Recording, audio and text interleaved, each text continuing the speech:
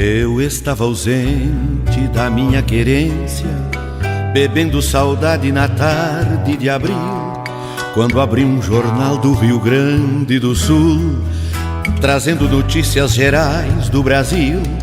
Falava de chuvas e tremor de terra, do empate na serra de amor e civismo, de 500 anos de descobrimento do homem no tempo e de vandalismo.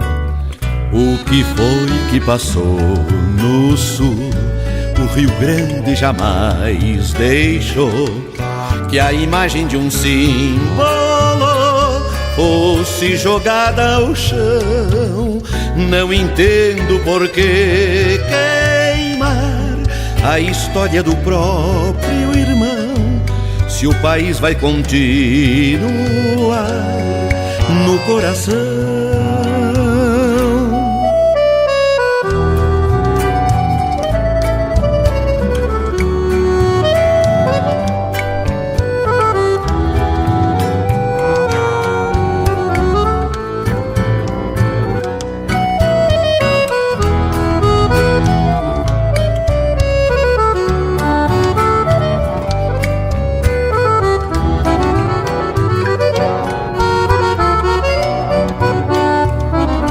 Qualquer cidadão tem direito a protesto, livre manifesto de seus pensamentos, mas quando destrói o compasso das horas, se alegra por fora e se mata por dentro.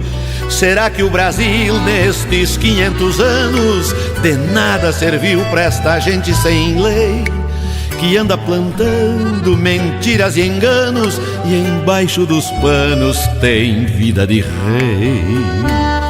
O que foi que passou no sul? O Rio Grande jamais deixou que a imagem de um símbolo fosse jogada ao chão. Não entendo por que queimar a história do próprio irmão, se o país vai continuar no coração. Não entendo por que queimar a história do próprio irmão, se o país vai continuar no coração.